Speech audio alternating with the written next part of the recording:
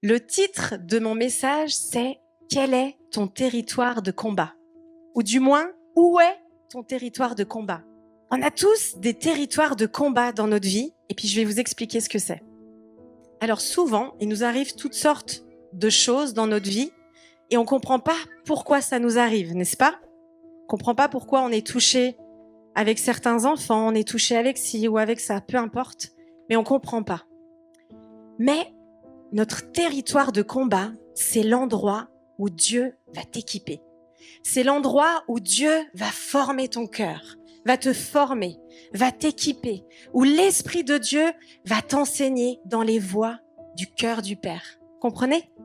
Le territoire de combat, c'est le lieu où tu es formé. C'est le lieu de grâce, moi je le dis. Je dis souvent c'est le lieu de grâce. C'est souvent difficile, mais c'est un lieu de grâce. Pourquoi?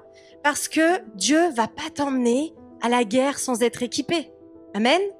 Il va pas vous envoyer sans que vous soyez équipé et formé pour aller à la guerre. Sinon, vous allez quoi? Vous allez vous faire laminer. Vous allez vous faire laminer par l'ennemi. Donc ton territoire, j'aime cette phrase qui dit « Ce qui ne te tue pas te rend plus fort ». Alors je suis bien d'accord qu'il y a des choses pour lesquelles on doit mourir à l'intérieur de nous. Mais il y a des choses pour lesquelles tu n'es pas mort et ils t'ont rendu plus fort. Amen. Alors prenez avec moi, si vous avez le temps, dans Deutéronome 8:2. Souviens-toi de tout le chemin que l'Éternel ton Dieu t'a fait faire pendant ces 40 années, tu peux dire 40, dans le désert, afin de quoi? Afin de t'humilier et de t'éprouver, pour savoir quelles étaient les dispositions de ton cœur et si tu garderais ses commandements. Vous comprenez qu'il y a un endroit, il y a un lieu de grâce pour être éprouvé, pour apprendre cette voie, ce chemin d'humilité, pour garder ses commandements. Moïse, avant qu'il commence son ministère, combien d'années? Combien d'années, les amis? 40 ans. 40 ans. 40 ans pour libérer le peuple de Dieu. 40 années. Pourquoi?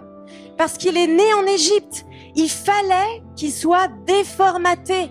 Il fallait qu'il puisse changer de mentalité.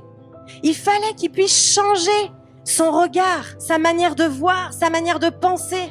Il a fallu 40 ans pour que Dieu travaille son cœur. Le territoire de combat dans lequel on est tous appelés, c'est là où il y a une transformation du cœur. 40 jours pour Moïse. Je vais vous dire 40 à chaque fois. 40 jours, 40 ans pour Moïse, 40 jours de déluge. 40 jours pour que Moïse puisse être au mont Sinaï et parler à Dieu. 40 jours. 40 jours entre la résurrection de Jésus et l'ascension. Il lui a fallu 40 jours pour qu'il ait le temps d'enseigner encore ses disciples sur ce qui allait venir. Et puis on a le chiffre 30, entre guillemets. 30 ans à Jésus, notre sauveur, ton sauveur, pour qu'il puisse rentrer dans son ministère pour après qu'il meure et qu'il ressuscite. 30 ans. Et vous savez, dans la loi de Moïse, le chiffre 30, c'est souvent à l'âge de 30 ans que les Lévitiques pouvaient rentrer dans le sanctuaire. C'était à partir de l'âge de 30 ans. Donc vous comprenez que ça se fait pas comme ça. Alors il y a deux choses que j'aimerais vous dire. La première, c'est qu'on est tous appelés à sortir de notre vieille Égypte, là où on a été éduqués par nos parents, là où on a été formatés. Tous ces vieux schémas, ces cycles anciens, on est tous appelés, Dieu nous appelle à en sortir. Moïse, 40 ans, pour pouvoir être formé et recevoir et libérer le royaume du Père. Donc il faut qu'on sorte de nos vieux schémas. Et la deuxième chose, ce que tu peux dire à ton voisin, la préparation. Il l'a dit tout à l'heure. La préparation, souvent Julien il le dit, c'est les fondations. Se préparer son cœur, ça prend du temps. La préparation, c'est les fondations, les amis. On peut pas faire n'importe quoi avec n'importe qui. On doit préparer notre cœur. On doit préparer notre cœur et recevoir la pensée du Père, recevoir le cœur du Père, recevoir les yeux du Père. Et ça se prépare. Souvent, il y a beaucoup de gens qui me disent « Mais je veux faire ci, je veux faire ça. » Il est où ton cœur? Comment il a été préparé? Vous comprenez? Et puis, j'aimerais vous dire, parce qu'on est dans ces temps de Pentecôte, donc je surfe aussi là-dessus. Et Jésus, il a été baptisé, d'accord? Il s'est fait baptiser. Qu'est-ce qui s'est passé juste après son baptême? Il a été rempli du Saint-Esprit. Il a été rempli du Saint-Esprit. Et qu'est-ce qu'il allait faire tout de suite après? Il est allé dans le désert. Il était rempli du Saint-Esprit, il est allé dans le désert. Et là, c'était son territoire de combat, les amis. Là, il a été, comment on pourrait dire, il s'est équipé, il a été formé, il a dû résister à toutes les tentations, toute la voie mensongère de l'ennemi. Il a été touché, il a dû, comment dire, il a été touché de différentes manières, il a dû résister. Il a dû résister à l'ennemi. Il a dû résister aussi à ce que son corps criait faim. Il a été dans ce lieu-là pour résister à la voix de l'ennemi. La préparation, c'est l'endroit où on apprend à se battre, mais pas seul, avec l'Esprit de Dieu, avec le Saint-Esprit. Et c'est dans ce lieu-là de préparation que tu apprends à communier, tu apprends à entendre le Saint-Esprit. Et puis, une fois qu'il est sorti du désert, qu'est-ce qui s'est passé? Il a été revêtu de l'Esprit.